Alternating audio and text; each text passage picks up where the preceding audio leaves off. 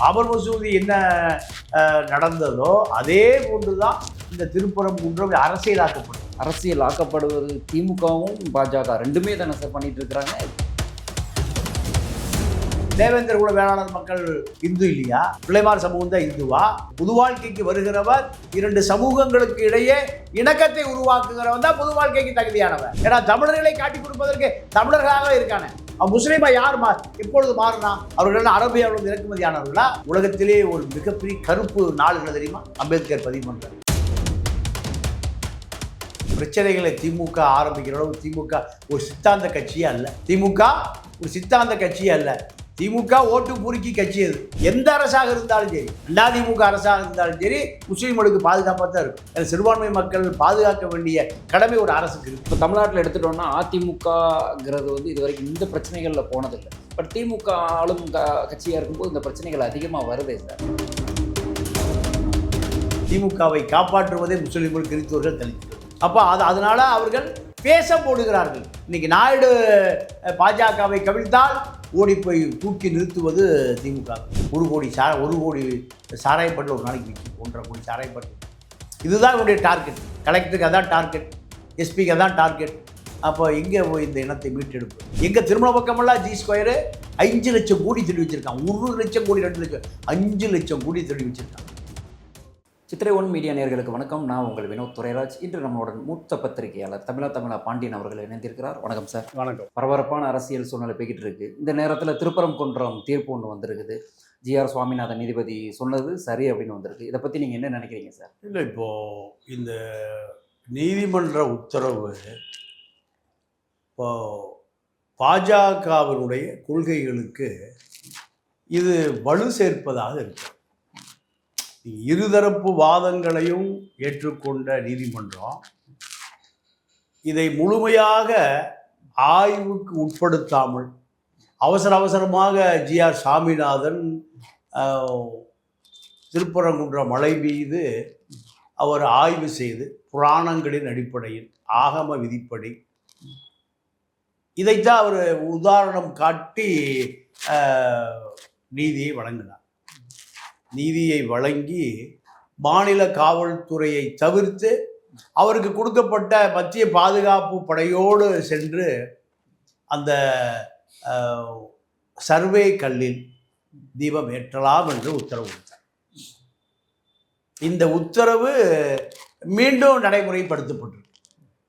இப்போ சிறுபான்மை மக்களுடைய அந்த எதிர்த்தரப்பு வாதங்கள் பதிவு செய்யப்பட்டாலும் இது மீண்டும் அப்பீலுக்கு போவதற்கு இந்த வழக்கு தகுதி உண்டு. இன்னும் திரும்ப மேல்முறையீடு மேல்முறையீடுக்கு போவதற்கு இந்த வழக்கு தகுதி உடையது. பாபர் மசூதி என்ன நடந்ததோ அதே போன்றுதான் இந்த திருப்பரங்குன்றம் அரசியலாக்கப்படுவது திமுகவும் பாஜக ரெண்டுமே தானே சார் பண்ணிட்டு இருக்கிறாங்க. இல்லை, இப்போ திமுக இதில் குற்றமே சாட்ட முடியாது.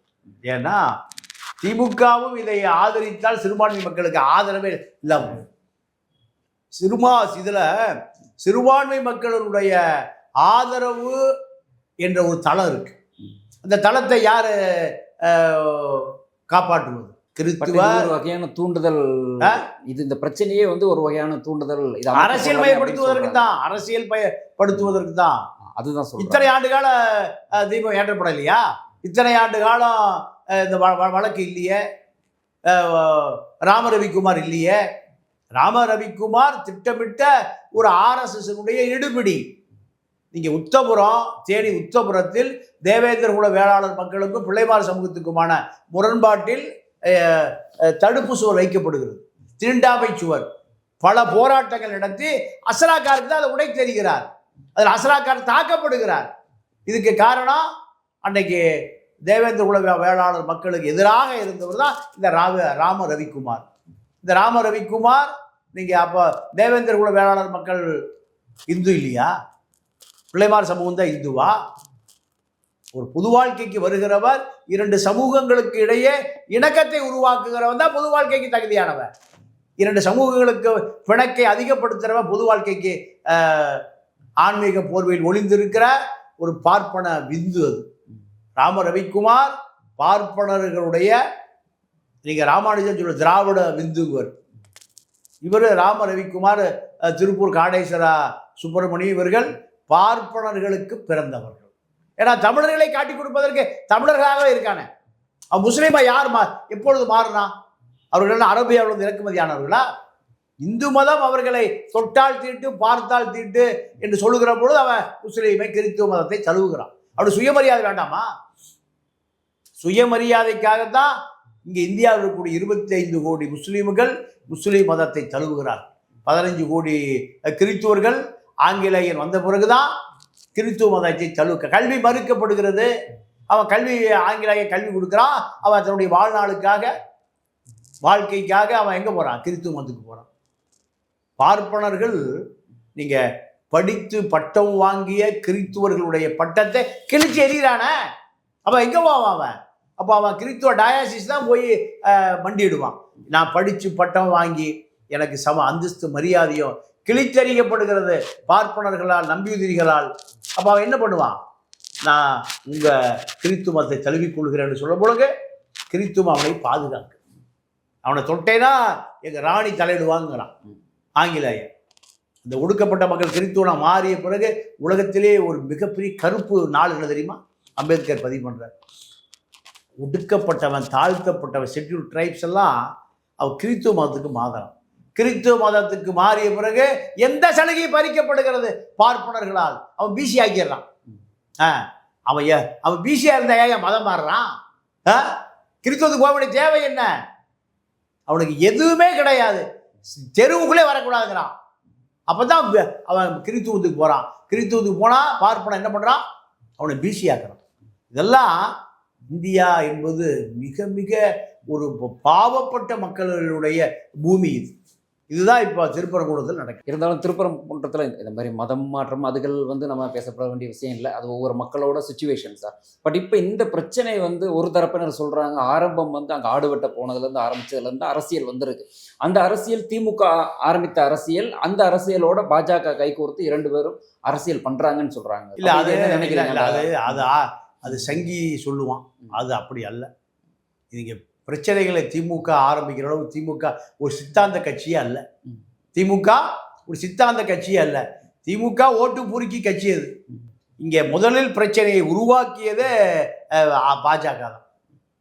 பாஜக ஆரம்பிக்கும் போது இந்த அரசு முஸ்லிம்களுக்கு எந்த அரசாக இருந்தாலும் சரி, அதிமுக அரசாக இருந்தாலும் சரி, முஸ்லிம்களுக்கு பாதுகாப்பாக தான் இருக்கும்.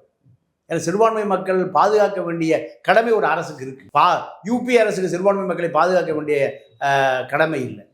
டெல்லி அரசுக்கு சிறுபான்மை மக்களை பாதுகாக்க வேண்டிய அரசு இல்லை. அவர்கள் சிறுபான்மை மக்களை எரித்து கொன்று வயிற்றிருக்கிற குழந்தை எடுத்து அழித்து தான் இந்த பாஜக கட்டுமானமே நிற்கும். மோடி ஒரு மிகப்பெரிய ஒரு கொலை குற்றவாளி. அவரு இந்த கொலை செய்த தகுதி தான் குஜராத் முதலமைச்சர் அவர். பட் இந்தியா முழுவதும் அவருக்கு ஒரு ஆதரவுகள் இருக்கே சார். அதான் பெரும்பான்மை படிப்பறிவில்லாத இந்துக்கள் இப்போ கல்வி மறுக்கப்பட்ட சமூகம். 2000-3000 ஆண்டுகளுக்கு முன்பு இலக்கியத்தை எழுதியவன் 2000 ஆண்டுகளாக யார் உனக்கு கல்வியை மறுத்தார்கள்? 2000 வருஷம் கல்வியே இல்லையே. கல்வி இல்லாமல் காட்டு முராண்டியா போயிட்டானே. கல்வி கற்ற ஒரு சமூகம் அவனுக்கு உழைக்கிற சமூகம் கீழ் சாதி, உழைக்காத சமூகம் மேல் சாதி. இந்த ஜாதி கட்டுமானமே ஒரு 1000-2000 வருஷத்துக்குள்ள தான் வருது. பார்ப்பனர்கள் தான் இதை உருவாக்குறது. அதற்கு முன்பு எந்த ஜாதி கட்டுமானமே இல்லை. இவன் அத்தனை பேரும் தமிழர்களாக தான் இருந்தான். வடதமிழன் தென் தமிழன் இப்படித்தான் இருந்தானே தவிர நீங்கள் சாதி கட்டுமானம் என்பதே பார்ப்பனர்களால் திட்டமிட்டு நீங்கள் ரத்தம் சிந்துவதற்காக உருவாக்கப்பட்ட கொள்கை தான் சாதி கொள்கை. பாருங்க, இந்த திருவள்ளூர் ஒரு விஓ பெண் அதிகாரி, அவர் ஒரு ஒடுக்கப்பட்ட சமூகத்தை சேர்ந்த ஒருவனை விரும்பினாள் என்பதற்காக சொந்த குடும்பமே விஷம் ஊதி கொள்ளுது. என்ன கடல் இருக்கு சாதி? ஒரு பெண் படித்து அவள் ஒரு அதிகாரியாக மாறுவதற்கு எவ்வளவு பாடுபட்டிருப்பா. அந்த குடும்பம் அவளை கொள்ளுது. அவளை திருமணம் செய்த என்ன நடந்துடும்? அப்போ இந்த சாதியினுடைய கொடூர நாக்கு, தீ ஜுவாலை இந்த பார்ப்பனர்கள் இன்னும் காப்பாற்றாங்க. சங்கரமடம் இன்னும் காப்பாற்றுது. சங்கி கூட்டம் இன்னும் காப்பாற்றுது. அதுதான் திருப்பரங்குன்றத்தில் வெளிப்படுது. எந்த கட்சிகளாக இருந்தாலுமே இப்போ பெரும்பாலுமே இந்த தேர்தல் நெருங்கும் போது தமிழகத்திலும் சரி இந்திய அளவில் எடுத்தாலும் இந்த ஜாதி மத பிரச்சனைகள் அதிகரிக்குது சார். இப்போ தமிழ்நாட்டில் எடுத்துட்டோம்னா அதிமுகங்கிறது வந்து இது வரைக்கும் இந்த பிரச்சனைகளில் போனதில்லை. பட் திமுக ஆளும் கட்சியாக இருக்கும்போது இந்த பிரச்சனைகள் அதிகமாக வருதே சார். இல்ல அதிமுக சங்கியா மாறி போச்சு. இல்லை, இது ஜெயலலிதா எம்ஜிஆர் காலகட்டத்தில் ஜெயலலிதாவே ஒரு பார்ப்பன பெண்ணு தானே.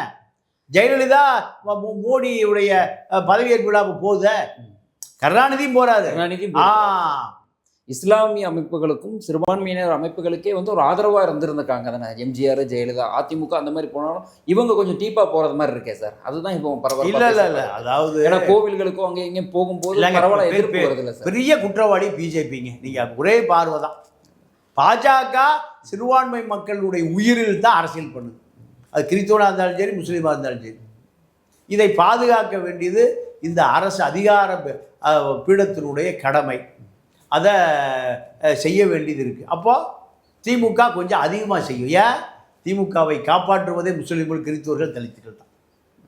அப்போ அதனால் அவர்கள் பேச போடுகிறார்கள். இன்றைக்கி நாயுடு பாஜகவை கவிழ்த்தால் ஓடி போய் தூக்கி நிறுத்துவது திமுக தான். அதனால தான் அமித்ஷா திமுகவை சீண்டாமல் இருக்கார். திமுக சசிகலா 25 வருஷத்தில் திருடி 5 லட்சம் கோடியை திமுக இந்த 5 வருஷத்தை திடீர்னு அமித்ஷா பார்த்துட்டு இருக்காரு, வேடிக்கை பார்த்துட்டு இருக்காரு. பாஜகவை யார் கவிழ்த்தாலும் ஓடி போய் தூக்கி பிடிக்கக்கூடிய கட்சி இந்த திமுக தான். 2 பேருக்கும் அண்டர் டீலிங் இருக்கு. நல்ல அப்போ ஏன் திமுக மேல் நடவடிக்கை எடுக்கல? 3000 கோடி மதுல ஊழல், 3000 கோடி மணல்ல ஊழல். எங்க திருமண பக்கமெல்லாம் ஜி ஸ்கொயரு 5 லட்சம் கோடி திருடி வச்சிருக்கான். 1 லட்சம் கோடி, 2 லட்சம், 5 லட்சம் கோடி திருடி வச்சிருக்கான். ஒரு கல்லலா ஒரு ஓட்ட டிவி வித்து தப்பிச்சு ஓடி வந்த ராமஜெயம் இப்படி இத்தனை கூட அவங்கள்ட்ட போச்சு. அமித்ஷா என்ன பண்ணுறாரு? உள்துறை என்ன பண்ணுது? சிபிஐ என்ன பண்ணுது? அமலாக்கத்துறை என்ன பண்ணுது? வருமான வரித்துறை என்ன பண்ணுது? பார்த்து ரசிக்குது. அப்போது திமுக அதிமுக பெரிய வேறுபாடு இல்லை. இவன் திருட்டு கூட்டம், இவனும் திருட்டு கூட்டம். 2 திருட்டு கூட்டமும் இந்த மக்களுடைய சொத்துக்கு அப்படியே தேடிக்கிறான். இதை பாஜக பார்த்துட்டு இருக்கு. நடவடிக்கை பாஜக பார்த்துட்டு இருக்கு. காங்கிரஸ் தான் பார்த்துட்டு இருக்கோம். ஏன்? இவர்கள் திருடி அவர்களை காப்பாற்றுகிறார். இப்போது இந்த மாதிரி பிரச்சனைகளுக்கு வந்து மேல்முறையீடு அடுத்தடுத்து போயிட்டு இருக்கிறாங்க சார். இப்போ நம்ம நீர்ங்கிறது ரொம்ப முக்கியம். மேகதாது அணை, முல்லைப்பெரியார் அணை, இதெல்லாம் வந்து ரொம்ப முக்கியமான விஷயமா இருக்குது. பட் அதுக்கெல்லாமே அரசு வந்து இந்த மாதிரியான அவங்களுக்கு இறக்கமான கூட்டணிகள் தான் 2 பக்கமுமே இருக்கும்போது திமுக அரசு அதில் ஏன் மௌனம் இருக்குது? இந்த மாதிரி விஷயங்கள்ல ஏன் சார் அதிகமாக ஈடுபடுறாங்க? அதில் ஓட்டு கிடைக்காது. மேகதாதி கட்டினா என்ன, அது அழிஞ்சு இன்னொரு பெரிய கொடுமை தெரியுமா? அந்த முட்டாப்பை தமிழருக்கு அரசியல். மேகதாது அணை தமிழ்நாட்டுக்கு தண்ணீர் வரக்கூடாது என்பதற்காக கர்நாடகா கட்டுற அணை. அதுக்கு மணல் யார் கொடுக்குறா? தமிழ்நாட்டில் தான். இப்படி ஒரு முட்டாள் இன்னும் உலகத்தில் இருக்குமா? தமிழுக்கு தண்ணி கொடுக்கக்கூடாது என்பதற்காக கர்நாடகா கட்டுகிற அணைக்கு மணல் ஓபிஎஸ் காலத்தில் தான் போச்சு. பலாயிரம் லாரி போட்டு கூச்சி வச்சிருக்கு. அப்போது இவனுக்கு அரசியல் தெரியுதா? இன்னைக்கு திராவிடத்தால் அழிந்தானோ, திராவிடத்தால் வீழ்ந்தானோ, திராவிடத்தால் நாசமாக போனானோ, இன்று வரை இவனை மீட்டெடுப்பதற்கான ஒரு சக்தியை இன்று வரை முளைக்கல. எல்லாம் திராவிடத்தை நக்கி பிழைக்கிற இந்த சைமனை போன்றவர்கள், திராவிடத்தை நக்கி பிழைக்கிற இந்த ஜோசப் விஜய் போன்றவன் தான் இங்கே தலைவனாக தெரியுது. களிச்சடைகள் பூரா சினிமா தியேட்டர் களிச்சடைகள், கோடம்பாக்கத்து கழிவறைகள், கழிப்பறைகள் தான் இவனு இந்த மக்களுக்கு தலைவனாக தெரியுற காரணம். அது காவிரி பிரச்சனை தஞ்சாவூர்கார பிரச்சனை நினைக்கிறான், முல்லை பெரியாறு பிரச்சனை தேனிக்கார பிரச்சனை நினைக்கிறான், பாலாறு பிரச்சனை காஞ்சிபுரத்துக்கார பிரச்சனை நினைக்கிறான். இது தமிழருடைய பிரச்சனைன்னு தெரியாமல் இவன் போதையில் மூழ்கடிக்கப்பட்டு வைக்கிறான். 1 கோடி சாராயப்பாட்டில் ஒரு நாளைக்கு விற்கி, 1.5 கோடி சாராயப்பாட்டில் விற்கி. இதுதான் இவனுடைய டார்கெட். கலெக்டருக்கு அதான் டார்கெட், எஸ்பிக்கு அதான் டார்கெட். அப்போ எங்கே போய் இந்த இனத்தை மீட்டெடுப்பது? தமிழக மக்கள் இன்னும் புரிதல் இல்லாமல் இருக்காங்க இல்லையா சார் அரசியலில். அடுத்தடுத்த விவாதங்களில் வந்து நம்ம சந்திப்போம் சார். நன்றி, வணக்கம்.